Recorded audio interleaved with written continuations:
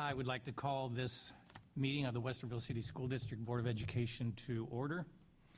Thank you for attending tonight's meeting of the Westerville City Schools Board of Education. The agenda will be displayed on the screens in the front of the room. You may also follow along by connecting to the district's website, wcsoh.org. Click on the district link, then select Board of Education, then Board Docs Agenda, and select this evening's meeting.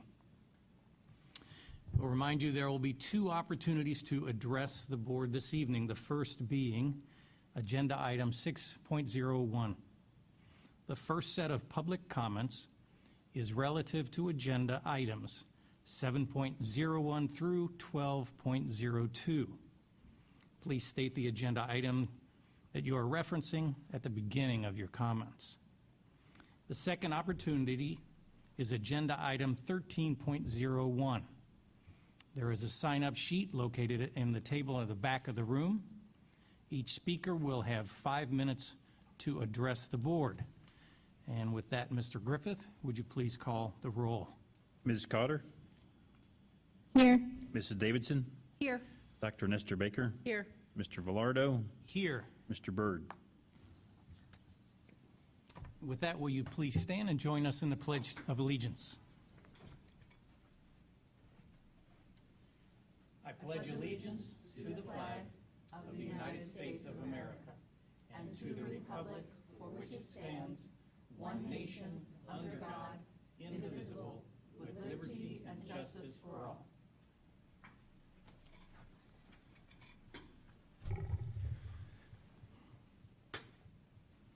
Thank you, ladies and gentlemen. Agenda item 3.01, district highlights and recognitions. We have none this evening. Agenda item 4.01, approve the minutes of September 12, 2016. As you know, we do not necessarily vote on those, approve those, but we do ask, are there any questions, concerns, or changes? Seeing none, they are approved. Reports, 5.01, we have none. Public comments, 6.01, we have no one signed up.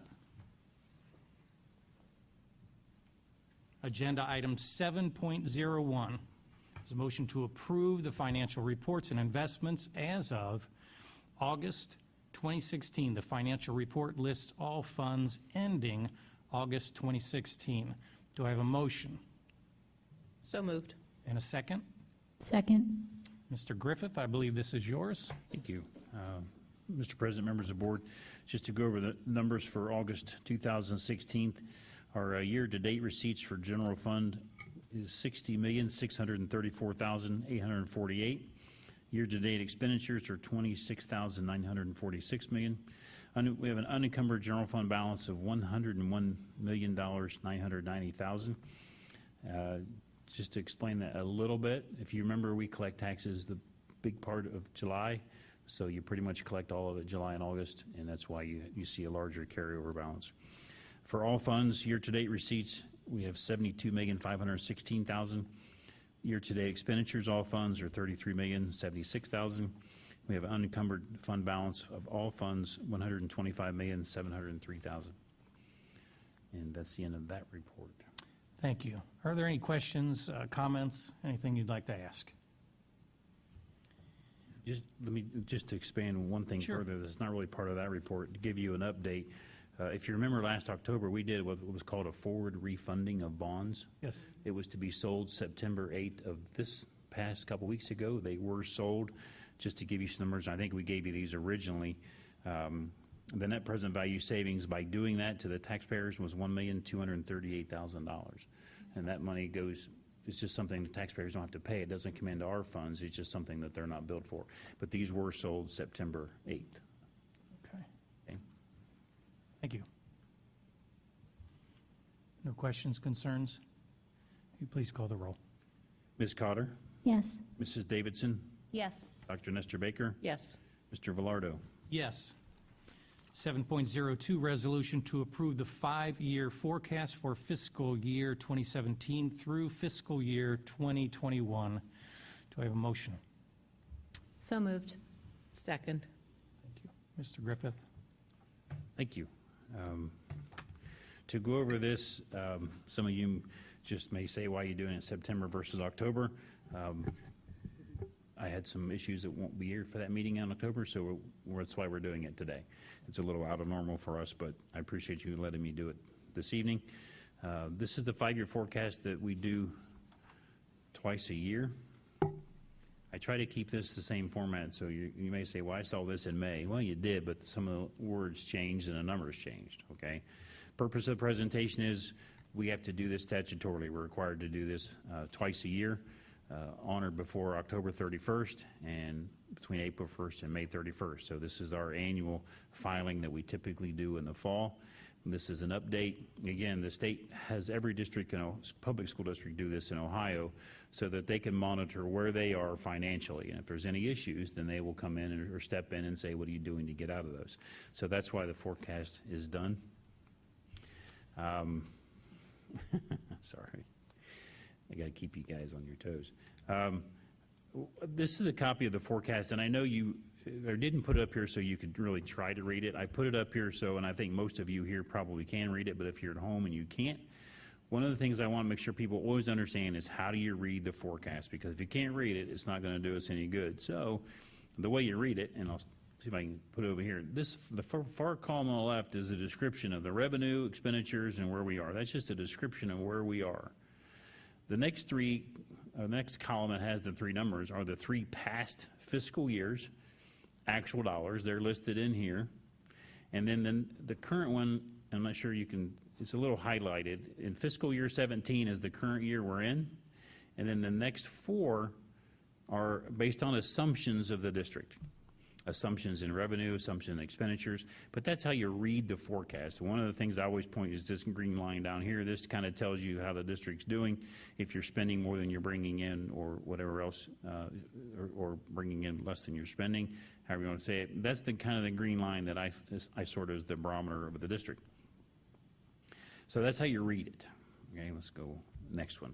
I tried to break these out by groups, and again, this is going to be a little small for the group here, but this is the revenue. The line 1.01, this line here is the general property tax. Then you've got a sort of pink as the public utility, and I always jump down to the next pink one, which is the property taxes. Those are the 2 revenue sources that we get from the state as far as taxes go. Then you've got the middle blue lines, which is the state aid, either unrestricted or restricted. That's sort of how you read this revenue. And so one of the things, too, I highlighted up here for you guys to see in the yellow, well, if you're following this, you're going to say, well, why you go drop from 104 million to 97 million, then 91?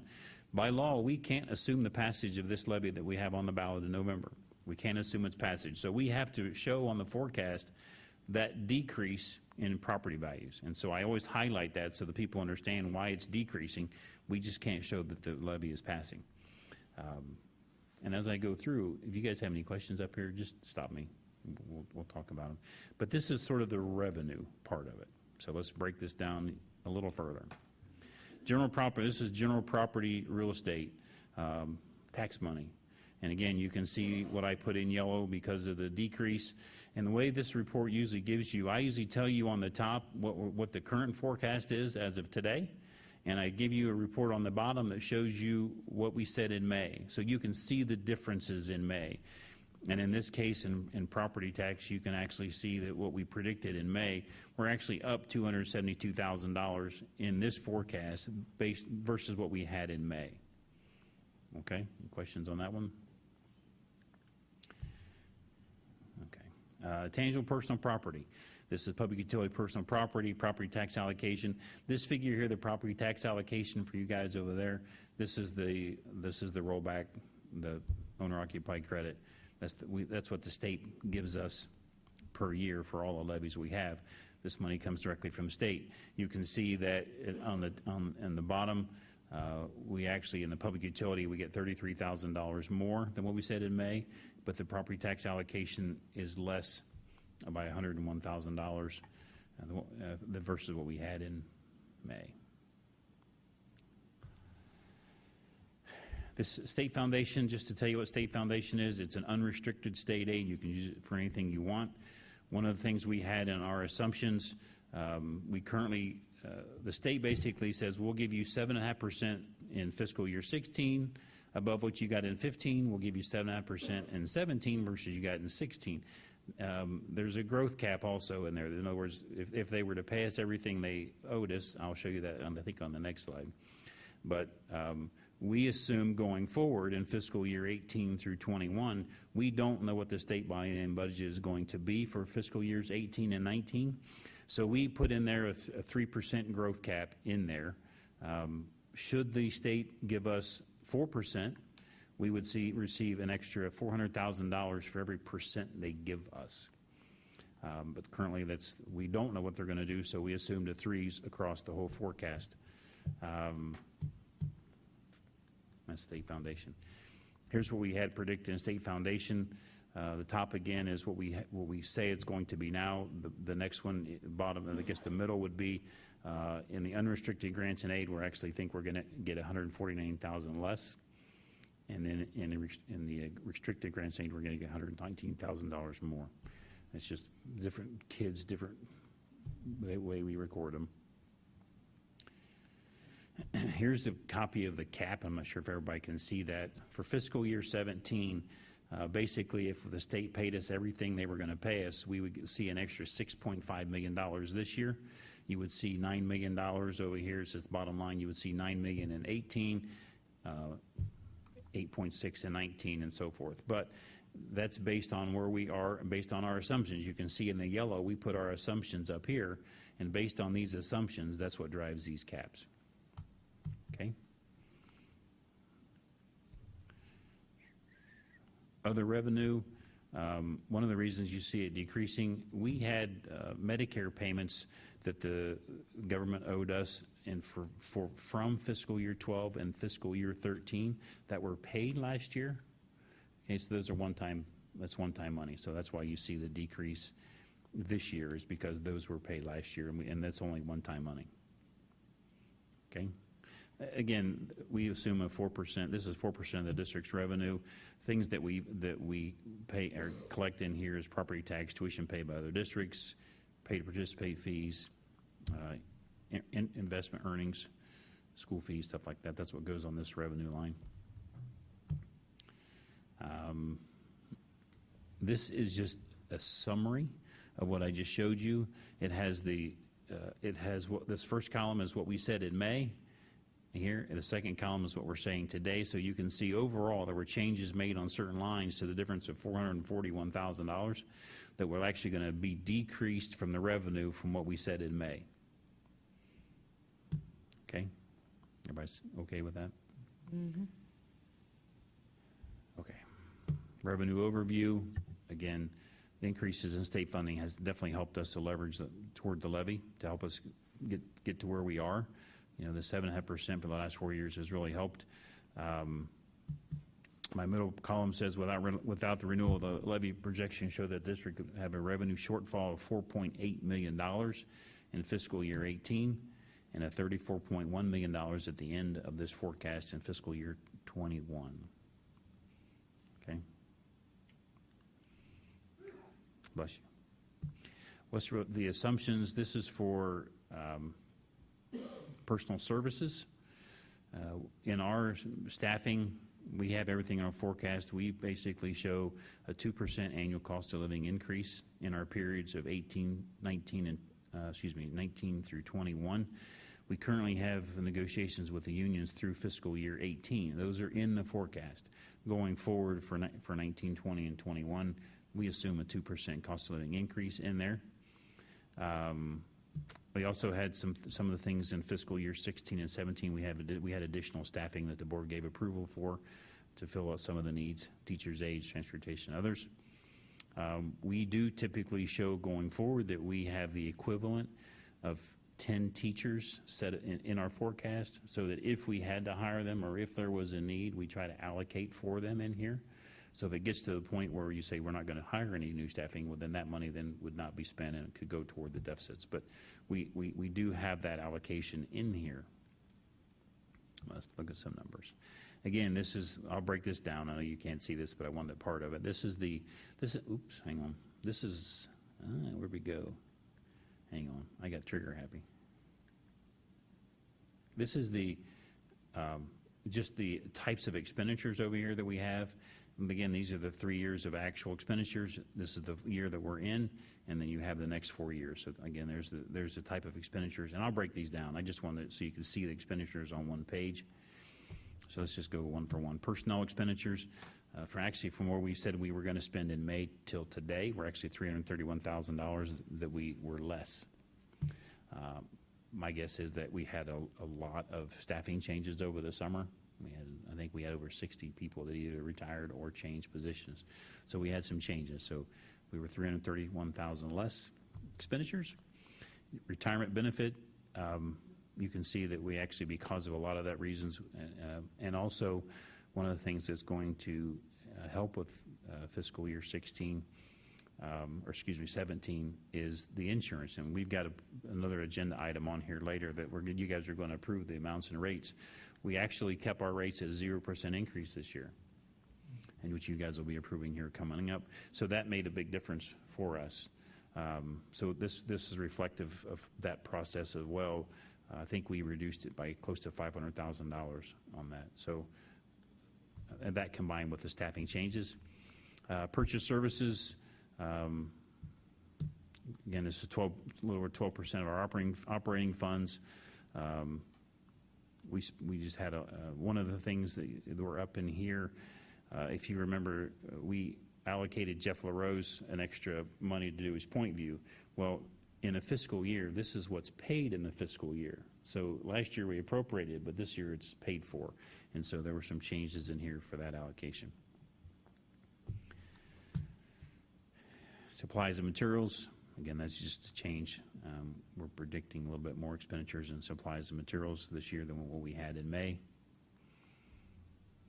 Capital outlay, again, didn't change a whole lot because, again, we're paying for point view for the most part because what was appropriated in last fiscal year 16, we're actually paying for it in 17.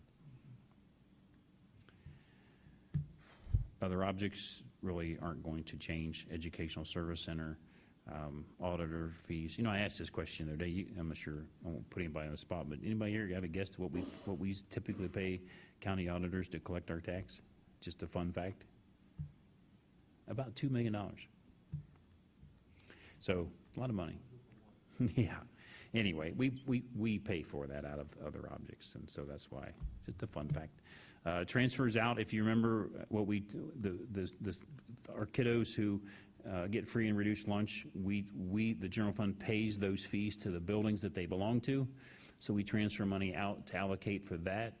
We also transfer $65,000 a year into the permanent improvement fund for field turf replacement for the 3 schools, so that hopefully when we need to get it replaced, we've got money set aside to do that. Everybody okay with that? Awesome. So here was the expenditure comparison. I did this for you guys over here the same way. This tells you what we had in May. This tells you what we have today. These are the changes. We're actually spending $505,000 less than what we had in the 5-year forecast in May. Okay. Expenditure overview, we had some staffing increases. We remember the board gave Dr. Kellogg the okay to increase staffing over those 2 years, and so we've added staffing. Health insurance premiums, again, they're not going to increase in calendar year 17, where we had projected an 8% increase. Purchase services, we still keep at 1.5% to 3%, each of those for the forecast as well. Okay. Again, you're not going to be able to see this a lot because it's small, but we'll get there. This was just a comparison between May and now for revenues and expenditures. It's just a one page. And the biggest thing I was going to show you was down at this green line is kind of why I did that. This green line, really, we only changed $64,000 overall from what we said in May to today on the expenditure revenue comparison line, which I thought was excellent. Okay. All right. Again, what I did with this one and I don't have this up here in front of me, but I think on this one, this one, I just took all the total lines. I took out all the little individual, what type of revenue, what type of expenditures. These are the total lines, so you can see. And for you guys over here, again, these are just the totals, what we spent in the 3 years. And this line here in fiscal year 17 would be what we have in the 5-year forecast at this point. It's just a total. So you can see that in the green line, we're still, this is without the levy renewal, we're still projected to be minus $4.8 million in expenditures in 18, all the way to $34 million over here in 2021 without the levy. If you look at the bottom line, I know this was confusing. Dr. Kellogg asked me a question. So, well, he says you still got 42 million. No, you don't. We factored back in how much you lost from the levy. That's what makes up this line. So we really, in 2021, under this forecast, which is this line right here, without the levy, we would have $4.5 million cash balance in 2021. Now, that will never happen, should never happen. But based on these projections, without the levy, that's where we would be, okay? So if you say, well, what if the levy passes? Okay, when the levy passes, you're right, when the levy passes, this report here shows the addition if the levy passes. You can see that the deficit on the green line over here, you're only $2.4 million short in 19, and it does go to $17 million in 21, which is over here. But those are manageable. We don't know what the state's going to do for these 5 years. We just don't know. Insurance, we still have 8% in there. We've tried to be conservative in these, to be realistic in our assumptions, and you can see from where we were in May to today, we're off 64,000, and that was a lot of, there's some skill in there, but there's a lot of luck in there too, okay? Let me interject a question here, if that's all right. Can you go back one slide to if the projection then would be 2021, 2020, 26.4 million, right? Yes, shortfall. And then 21, 34.1 million, right? Yes. Okay, now go to the next slide, projecting if the levy, passes. The projected cash balance, I'm sorry, go back one more slide. I wanted to see that projected cash balance. That's the middle blue line? Yes, sir. 4.5, is that 5? Yeah. 4.5 in 2021. And remind us again, we try to keep a certain dollar amount in there. We call it rainy day fund. Budget reserve, yes. And that, yes, that's what I'm looking at, yes. And we try to keep in there about how many days? Is it 45, right? And the line you're looking at is 7.020 is before that budget reserve is taken out. So in fiscal year 20, you would have 38,000 in cash, but if you set it your budget reserve aside, you'd have 18. That's this line here, if you subtract the budget reserve. Right, and I think that's what I'm trying to bring out, that this levy renewal not only is to continue the cause and do what we do, et cetera, but this budget reserve is not an inconsequential thing. That the board and previous boards have tried to work their way toward at least a 45-day, bless you, at least a 45-day reserve. And that's a pretty important agenda item to keep in mind as we look at projections and renewals and non-renewals, et cetera. Right. Well, and without this levy, if for some reason, this district would be looking to come back somewhere around 18 to Right. put something else back on, because Okay. you can't run it that short. And again, that's really not me pushing a particular agenda. Truly, it's not. I want to look at that cash reserve. If the levy, or when the levy, according to Tracy, passes, under that scenario, the cash reserve, your fund balance would be high. You'd have, in 2019, you would have projected 90 million. You subtract your budget reserve. Again, I think it's very realistic that you could get to 21, 22 before you have to come back, or even longer, than what the state does. That's the only reason I paused you. I didn't want us to skip over the budget reserve cash balance piece while we're looking at personnel, which is legit, while we're looking at supplies, which is, all of that is legitimate. But that 70-20, am I reading it right? 70-20 cash balance? Yeah, yes. Or is it 7.020? 7.02, I know what you meant. Well, thank you. I appreciate that.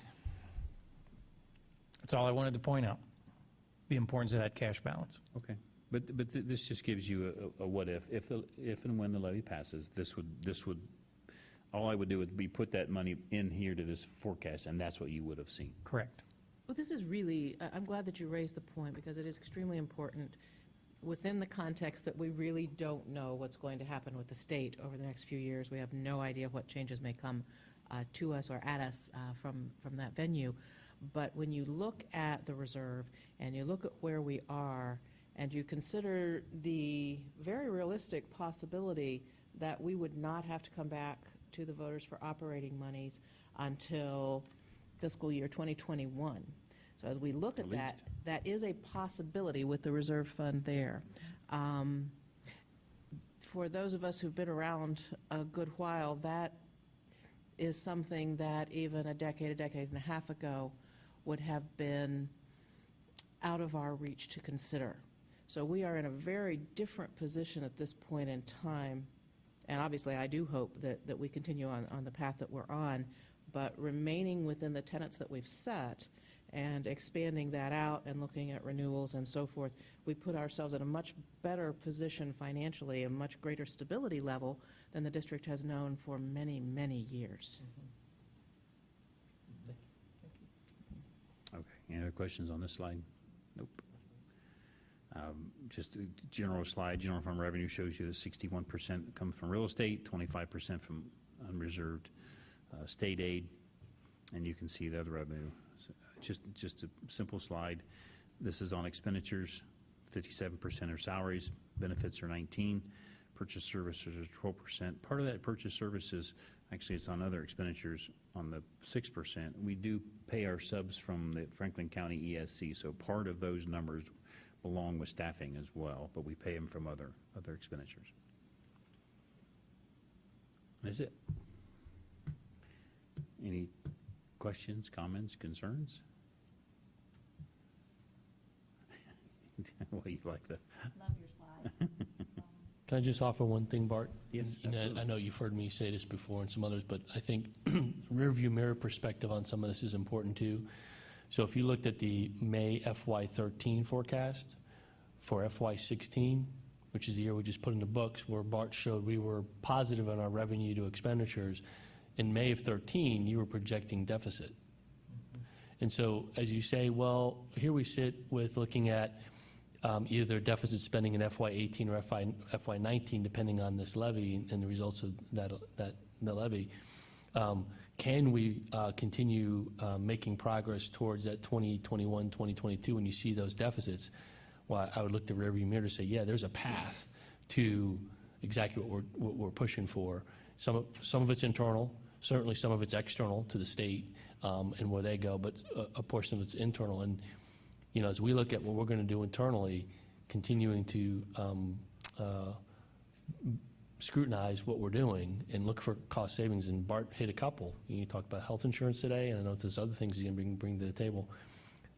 It is very realistic to put ourselves in that long-term position of somewhere between a decade between new money asks to the community for operating dollars. So if anybody's questioning, how do you do that?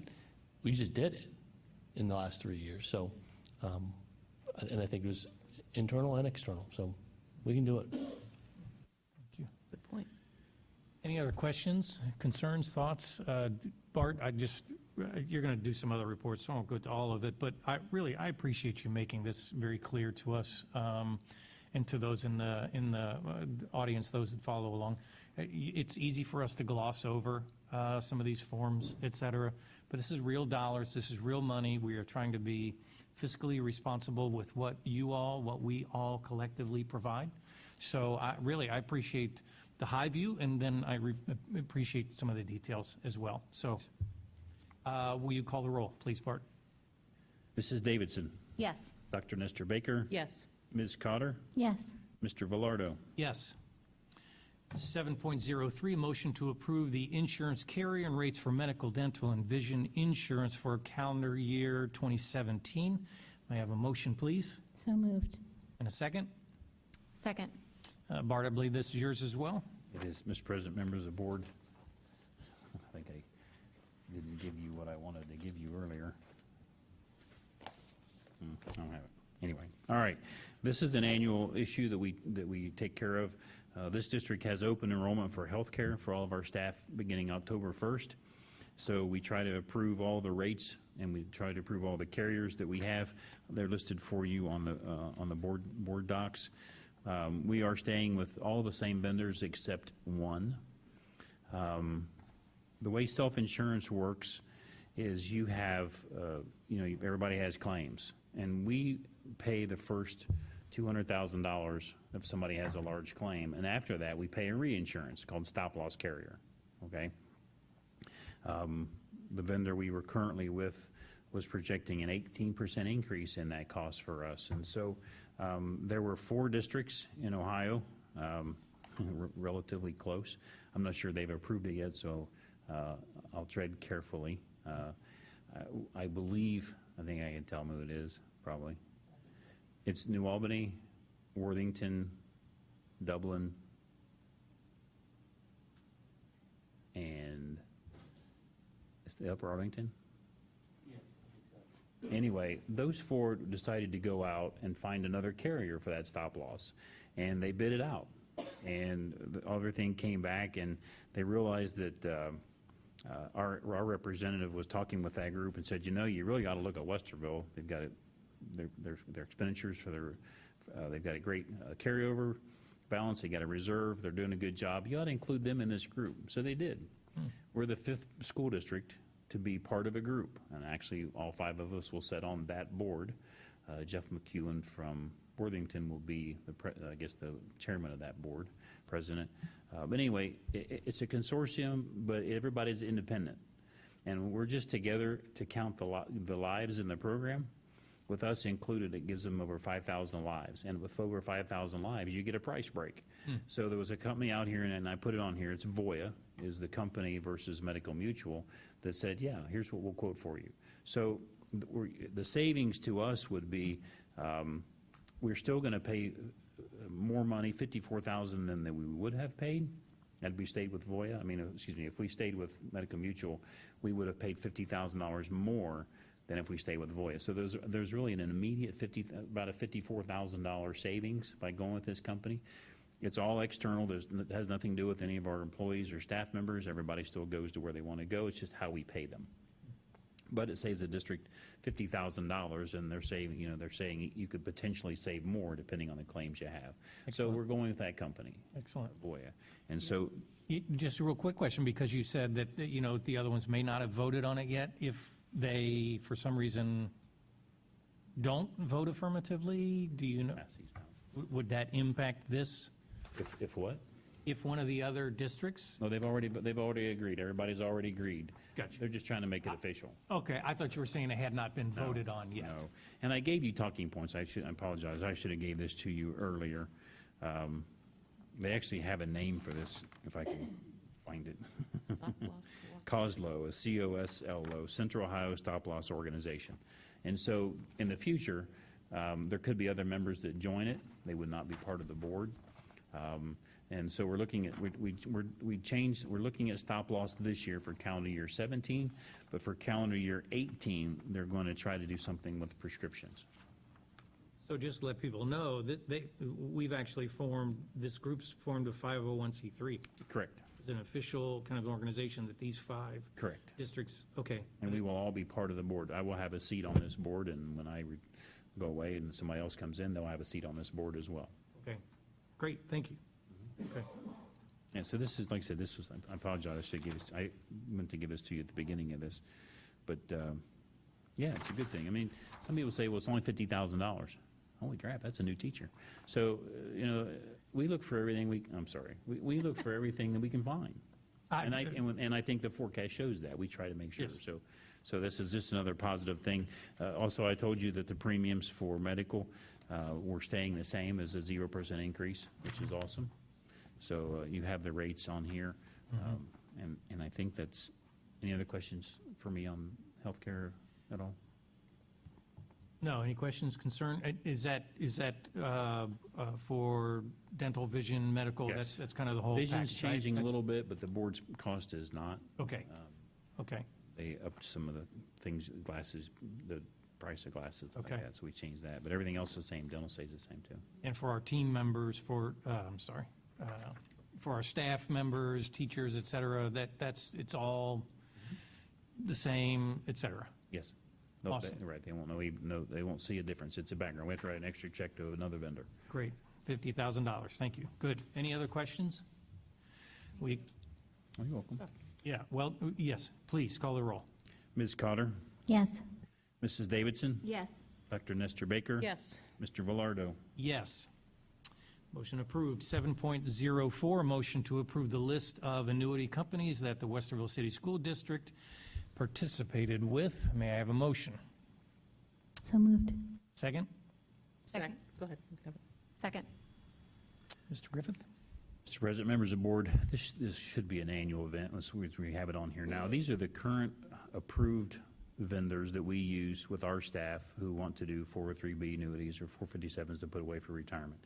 We are adding number 10 is really the reason I put this on here. It's a company called Appreciation Insurance and Financial Services. They came, in order to participate with us, they had to come up with 15 new people. That's how the system works. They dropped those off the other day, and so we added them to the list. But this is the current list that we have that either do 403Bs, 457s, some do Roths. But this is the list that we approve, and they still have to jump through hoops to do that. And so, anyway, we added it because we added a new name to this. But this is the current list. And there's 10 options. And those 10 companies, yes, sir. Okay.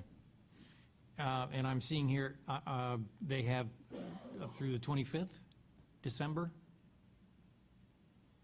paperwork to be turned in? Oh, yes. Okay. 10 options. We allow people to make changes every quarter in this Okay. district. So that's what that says. Great, thank you. Any questions, concerns about this? Please call the roll, Bart. Ms. Cotter, Yes. Mrs. Davidson, Yes. Dr. Nestor Baker, Yes. Mr. Velardo. Yes, motion's approved. 7.05, resolution to approve the appointment of the Audit Committee for the fiscal year 2016 state audit.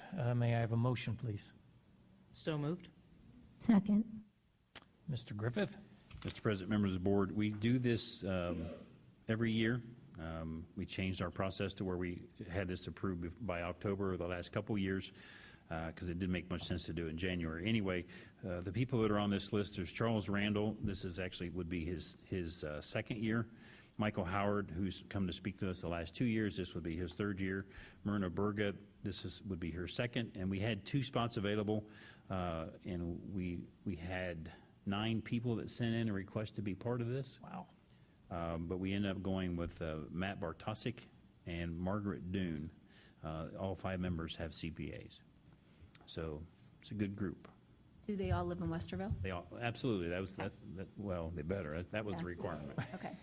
Well, because there was, I will double check that now that you asked, but that was the rules. It is a requirement. right. Is a Okay. requirement. And so this looks like a good group, and they're auditing fiscal year 16, which passed, June 30th of 16. They're always auditing behind, and so this group will meet probably once toward the mid-December to mid-January, depending on when the audit's complete.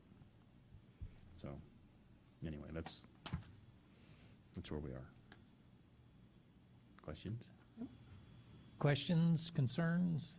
I know we said this before. This is tremendous. 2 slots, 9 people, and this is unpaid.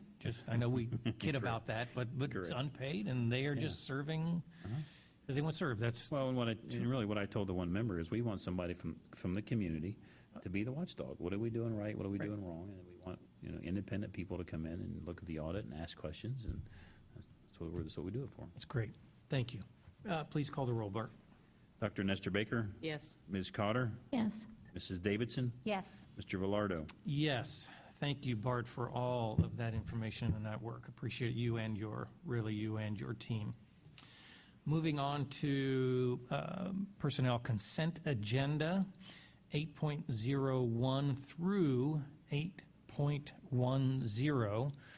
Two things before I ask Lori to address this. One, we'll take a motion in a second, but are there any objections? Well, first question, do any of these need to be pulled out? No? Okay. Second question, is it okay if we take these as a group? Yeah. Everybody in agreement with that? Okay, may I have a motion, please, to accept these as a group, 8.01, 8.10? So moved. Second. And a second. And Lori Laughlin, I believe you are going to address us. Good evening, Vice President Velardo, members of the board. Tonight's consent agenda contains 10 sections involving 92 persons. Section 8.01 is the retirement of one teacher. 8.02 is the resignation of one classified employee. 8.03 is the termination of one classified employee. 8.04 is a leave of absence for two classified employees. 8.05 is a leave of absence for two teachers. 8.06 is a temporary change of assignment for 5 classified employees. 8.07 is a contractual status change for 11 classified employees. 8.08 is a one-time payment for 17 teachers. 8.09 is employment of 6 classified employees and 8 substitutes. And 8.10 is the employment of 1 teacher, 2 home instruction tutors, various athletic events assistants, and supplemental contracts. And I'd be happy to answer any questions you have. Thank you, Lori. Any questions, concerns? I'd just highlight that when I look through these lists frequently, there's a part of me that I see some people there, and I'd like to vote no on them leaving the district and retiring and so on, but no. It made you nervous there, didn't I? Yeah, you did. Just some good people listed there, and they've done their work. Any questions or concerns from the board? Okay, thank you, Lori. Mr. Griffith, please call the roll. Ms. Cotter, Yes. Dr. Nestor Baker, Yes. Mrs. Davidson, Yes. Mr. Velardo. Yes. Thanks again, Lori, for you and your team, all the work you do. Agenda item 9.01, policy consent, we have none. Agenda item 10.01, recommended old business, none. Agenda item 11.01, recommended action new business, there are none. Agenda item 12.01, overnight and out-of-state field trips. Thank you, sir. May I have a motion, please? So moved. Second. Second. These are, for those of you that don't have perhaps the agenda in front of you, these are trips, out-of-state field trips. Looks like some 8th grade DC field trips for Heritage and Blendon, and a trip for some students, some Summit on Globalization from Central. And the location for Central is Peru. Are we reading that correctly?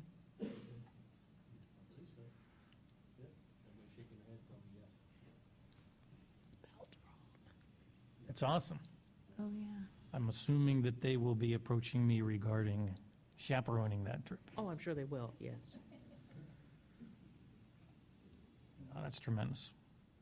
Any questions about that? Okay, Mr. Griffith, please call the roll. Ms. Cotter, Yes. Mrs. Davidson, Yes. Dr. Nestor Baker, Yes. Mr. Velardo. Yes. Agenda item 12.02, resolution of intent not to provide career technical education in grade 8. May I have a motion? So moved. Second. Now, I know, Dr. Kellogg, there's a lot of explanation regarding, well, it's a short explanation because it's a weird sounding thing. The state requires boards of education to pass this resolution every year if they're not offering career technical education at the middle school. We do have programming at 7th grade in our part of our pathways piece, but we do not have programming in our 8th grade at this time. Okay. Any questions about that, concerns about that, thoughts about that? I would like to see us not having to act on this again next year or the year after if it's possible. So I'm hearing a recommendation for looking for career technical education courses in the 8th grade. Yep. I hear what you're saying. Thank you. Please call the roll, Bart. Ms. Cotter, Yes. Dr. Nestor Baker, Yes. Mrs. Davidson, Yes. Mr. Velardo. Yes, thank you. Public comments, 13.01, and I'm supposed to read this before somebody comes up and speaks, so let me read this public comment section. Comment. A reminder that you will have 5 minutes to address the board in the public comments section of the agenda. Please remember to address the agenda item. No, they don't have to do that for this one, right? Strike that last sentence. A timer will be shown on the screen, and Mr. Hershiser, AKA the muscle, will call time when the 5 minutes, I'm sorry, I had to slip one in there. When the 5 minutes has elapsed, please address your comments to the board and not to the audience. Our first speaker this evening is Peg Duffy.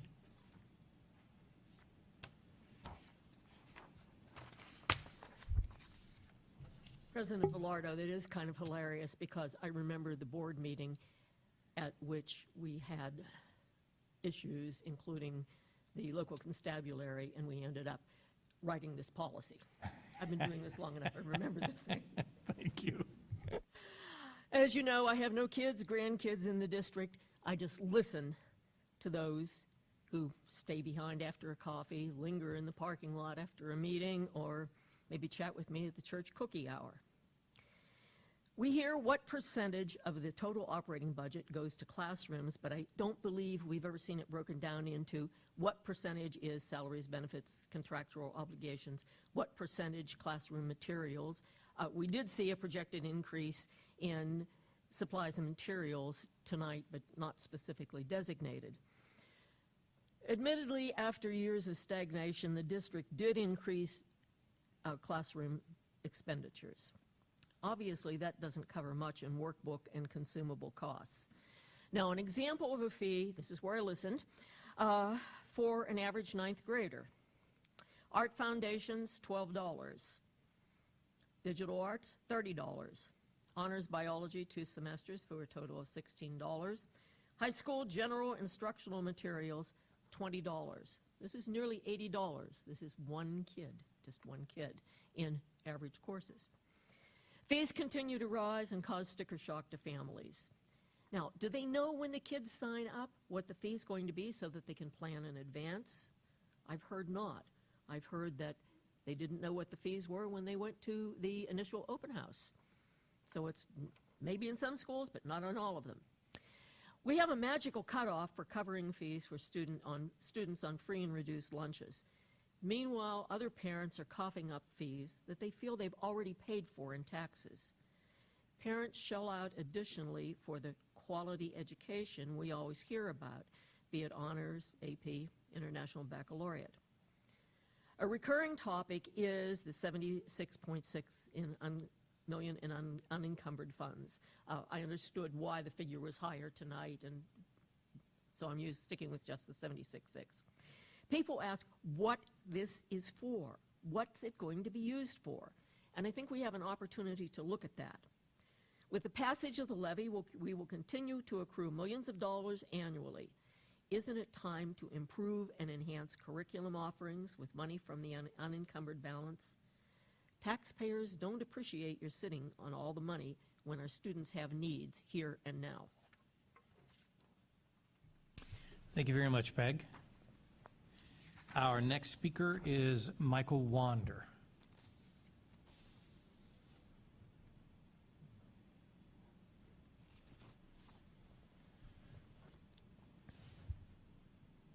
President Villardo, Dr. Kellogg, members of the board, good evening. My name is Michael Wander.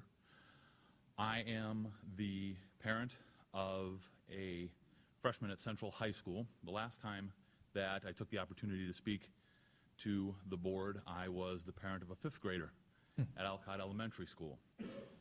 And in those 4 years, I've watched some pretty remarkable things happen in our schools.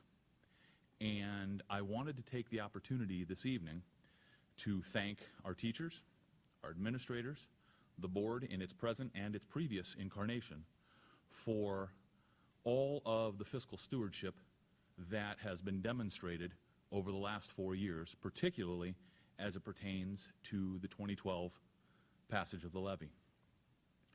In those 4 years, I've had the opportunity to watch as pay to participate fees have actually gone down.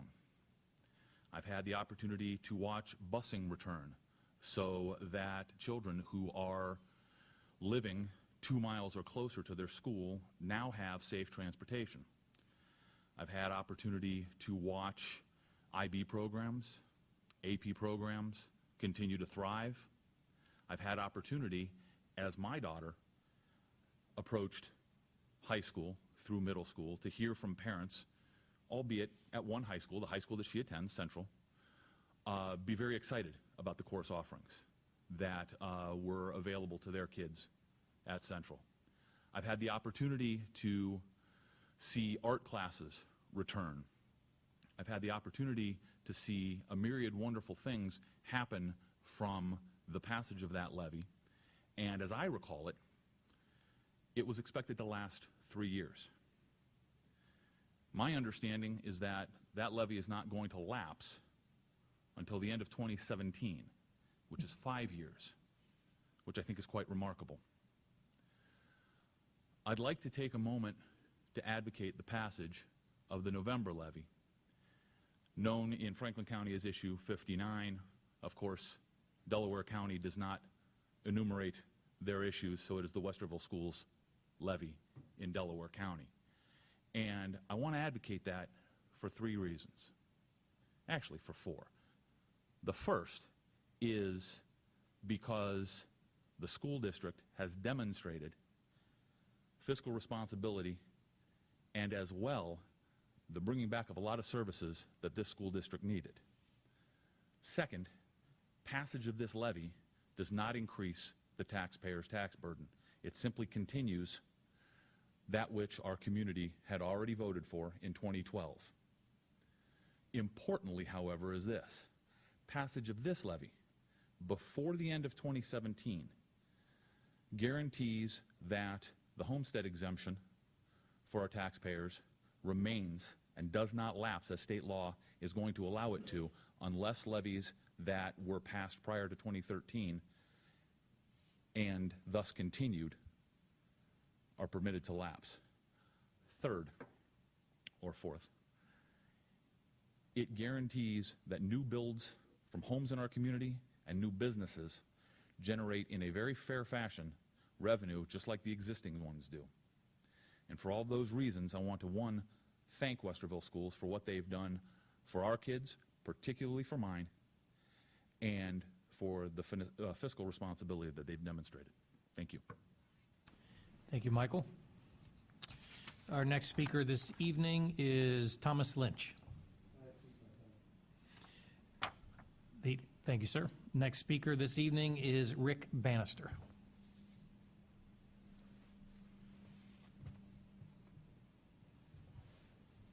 Good evening, Board and Superintendent Kellogg and Bart, Mr. Griffith.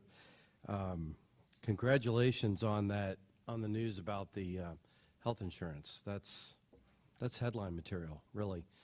I oversee a self-insured fund for my organization. I will grant you that it's only about 75 lives, but we saw about 11% hike this year. So that's wonderful news about our health insurance. I'm also really impressed with your transitioning skills, Bart, with your PowerPoint. And I'm not sure how you get the laser to appear on both screens, but perhaps you could show me how that works later.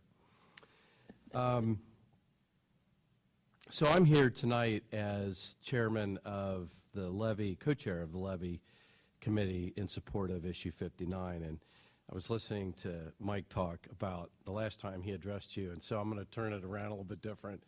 I'm thinking about the first time I ever came before a school board, this school board, as the chair of a levy committee. And Mr. Velardo, you were talking about the Peruvian trip. Our oldest daughter, Haley, is 27 years old and took my wife and I to this really cool Peruvian restaurant in her home, where she lives now in Frederick, Maryland. When I first started doing this and coming to the board, she was 6 and a first grader at Mark Twain. So what about issue 59? Why am I standing up here? I think the community group that this board commissioned to look at this issue was really smart. I think that issue 59, for all the reasons that Mr. Wander covered with you, they took their time, made a good decision, good recommendation to the board. Issue 59 is an outstanding proposition for this district and for the community. It makes sense. Zero new tax, no new tax for our community, and really with it, the opportunity to perhaps go longer than this school district has ever gone in asking for additional taxes from its residents. That's really exciting, something I could never do as a member of the board, but congratulations to all of you, and I think that's significant. But as I think about issue 59, I think there are other elements to it, and I just want to share a couple of those with you. I think that issue 59 is about community, and the reason I share that is that once we were able to sustain our funds through the last levy fight, you all, this board, this administration, went forward and did something again that I was never able to do, nor was anybody else before you able to do, and that is to secure an agreement on win-win that takes our boundaries and fills those in with a magic marker, a permanent magic marker. And so that's about community, and that benefits all of us. I think that issue 59 is also about promise, because again, we're continuing with the same dollars that were approved in March of 2012, but it was this board and this administration who brought forward all-day kindergarten. And that is, I think, a wonderful gesture for this community. Whenever we can offer residents of our community options, I think we're doing a good job. I think you're doing a good job. And I think that issue 59 is also very thoughtful, because again, with that same money, this board and this administration took your pen and drastically reduced activity fees and pay to participate fees, which I think are at the center of any public school model. I certainly enjoyed Peg Duffy's comments, and knowing your track record, securing the financial future of this district, I know that you're just getting started on that. So I think that issue 59 has a little bit of something for everyone here. I think it thinks about everyone in the community, whether you have kids in this district or not, whether you own a business in this district or what have you. So I certainly stand here in favor of issue 59, and we will work very, very hard for its passage. Thank you. Thank you, Rick. And thank you to all of those who take the time to be here and to comment on issues that are important to them. I think we listen and try to figure out what we can do to help support. With that, move on to agenda item 15.01. The board will meet in regular session Monday, October 10, 2016. Monday, October 24. Hey, I want to talk. Oh, I skipped, what? Board comments. Math proficiency. You know, I had not made one mistake yet. Because you're a rock star. You have. And you had to point it out. Well, you weren't making a mistake. You didn't want us to talk. I know. It's all good. It's all good. But can we? I'm going to sing, I'm telling you. Oh, nice. Really nice. Okay, agenda item 14.01, normally called board comments, but we'll call it Tracy comments tonight. I'm Thank you. kidding, board comments. Okay, thank Any you. comments? I'll go first. Yes, why don't you go first? Okay, so thank you very much for the speakers out there. It is so nice to have community members and come in and notice what an amazing staff we have here at Westerville City Schools, because we truly do. And I appreciate it. I love hearing it. To Peg Duffy, I'm speaking that when we pass this levy in November, I would love, personally, just me, I'm going to get in trouble for saying this, but it's okay. I'd love to see the day extended and to add offerings for our kids. You know, the 15,000 kids here in this district deserve it. And I think that this board would be willing to do it. So, you know, thank you for your comments and thoughtful remarks. And Bart, thank you to you and your team for what a fantastic job you do. So, that's it. Thank you. Ms. Davidson, are there any other comments or questions? Sure. I'd like to thank all the speakers tonight as well.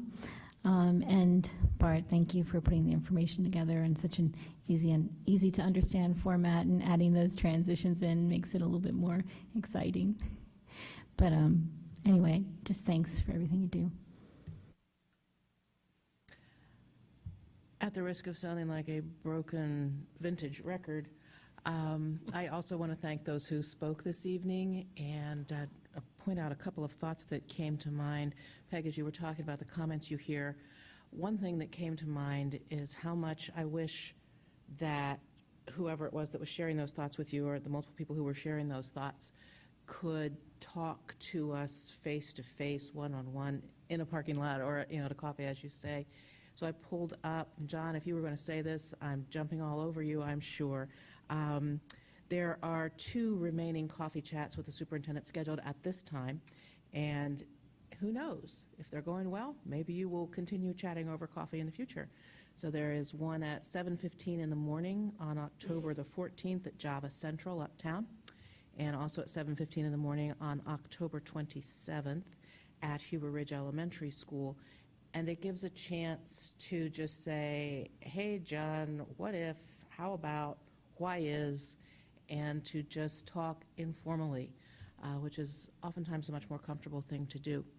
And if that doesn't work, you can still call one of us and say, hey, John, hey, Jerry, hey, Rick, hey, Nancy, hey, Tracy, what if, how about, what is, that kind of thing.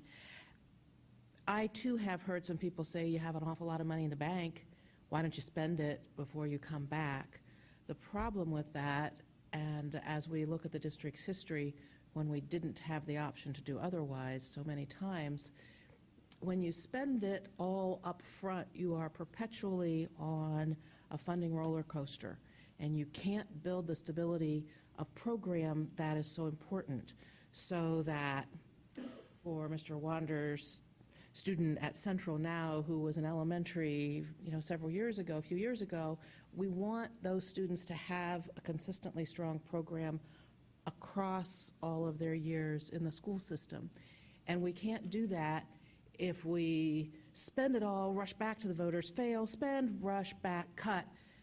It's not the way you do education well.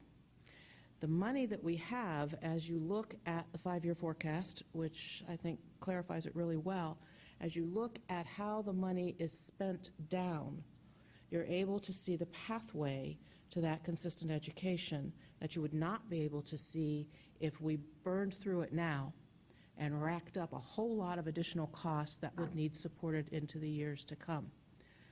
My emotional instinct is to say, add this program, add that program, add these teachers, add these courses, get this all rolling now. My cognitive self says, hold on, that's the worst thing you can do. So no matter how much I would love to do that kind of thing, I know that it's much more important to be deliberate, to restore, to recreate, to build anew on a very careful, structured pathway forward. That's what we're doing. The money is to be spent down appropriately to keep us off the ballot, to keep the taxpayer burden from growing again, to maintain the stability for the community, for the individual taxpayer, for every school, for every family and student. Also, I don't like those fees either. I've never liked them. I understand the need for a number of them. We have held tight to those academic fees as we've reduced pay to participate fees, and it is my hope as we go into the future, if assumptions hold true, that we will be able to not only hold line on fees, but to reduce those for families even further. Our goal has been to reduce the burden on families, and we have made a lot of progress in that, but it certainly doesn't mean we're finished doing that. We've also made a lot of progress in the pieces that we have put in place. As I think about some of the changes that we're making at middle school, as I think about some of the staffing changes that have been made, some of the adjustments that we've created, as we've created new pathways and new partnerships, so much has happened in a relatively short period of time. And I think sometimes we forget how much has been done, how quickly. And I want to see that go forward in a stable fashion, in an appropriate educational fashion, and in a fashion that respects the people who pay the bills. So that's what we're doing. Peg, I hope you'll pass on my thoughts about that. Ask them to come to the coffee chats, to come at any other point in time. There's always someone willing to sit down and chat. Thank you. Any other? Yes, sir. Just real quick, in terms of the coffee chat, so the two that are on the schedule are my invitation to the community, but I'm always receptive to the reverse, too. So I have trouble making friends, so I have to put out big community announcements. But if anybody wants to do something one-on-one, neighborhood, house, event, just call me, and if my schedule fits, I'll do it. I do want to hit, and I appreciate Peg's comments. Those are things that my team knows are important to me as well. And I do want to remind folks that we focus a lot on pay to participate, but we did reduce instructional fees. Yes, we did too. So there was a scaling back of instructional fees. There's further we can go. We did move, actually in an effort to make it clearer to folks what those instructional fees were. Originally, we were passing instructional fees. The board was acting on those in May, June, and July in the past. We now do that in the last 2 years, at least, if not 3. We have you act on those in February prior to scheduling, and that information is part of Power School and part of scheduling. The third thing that we did this year, which has got a little glitchy right now, is in the past, all fees were due at scheduled pickup night. And because we moved to the online component, we've stretched that time frame from the start of school until we haven't even opened the door on the online payment system yet, is my understanding, right, Bart? We're saying, I think it's October 17th. Right. So we wanted to give a longer runway for parents to parcel out those payments, make those payments as they exist. So, but I think examining as we see our future finances go, this is an area that is near and dear to my heart. I've worked in districts where this was next to nothing, and I think we get there. And you know, we've increased offerings. There's always room for more. Middle school schedule, I think Mrs. Davidson alluded to, is part of the problem in middle school when we talk about career technical education. It's that scheduling piece, but we can work on that. So, hey, I'm available for chats. Anybody who wants, anytime, if it fits my schedule, happy to do it. And we'll continue trying to bring good service to the community. And I appreciate the speakers here tonight as well. Always good to hear. Thank you for the time. Thank you. Any other thoughts, comments? I won't belabor it. I really appreciate Peg, Michael, Rick, just coming forward, sharing very important material information for us.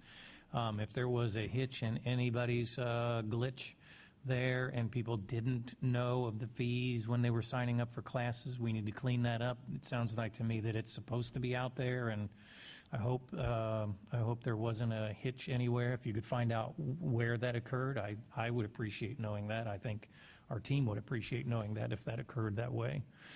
I know that also, yeah, Nancy talks about her heart and her cognitive, and I don't have much cognitive. I just kind of work my way through this. I would expand offerings just every time somebody mentions it. I mean, I just would. And I know we can't. But we we're so excited about some of the things that we've done, even for enhancing learning environments. And I would just say something about Point View and some of the good, incredible things, and some of our other facilities, Walnut Springs, et cetera. But we know, I think we know, and are excited to try and figure out what we can do. We keep saying middle school, and I think we keep saying it for a real reason. That's a place we'd like to bolster. But I am so appreciative of the teachers and staff with what they are attempting to do in our schools. And for our community, that has, at least for the 3 years I've been here, been just so supportive. And the funding we have, that model from the state is the funding we got right now. So that's what we're working in. And excited for this levy to pass and to move forward with some new opportunities. Now I'd like to go to agenda item 15.01. If there are no objections to that, 15.01, the board will meet in regular session Monday, October 10, 2016, Monday, October 24, 2016, 6 p.m., right here in this board training room, Early Learning Center. And with that, I would like to entertain a motion for adjournment. So moved. And a second? Second. Mr. Griffith, would you please call the roll? Ms. Cotter, Yes. Dr. Nestor Baker, Yes? Mrs. Davidson, Yes? Mr. Velardo. Yes, we stand adjourned.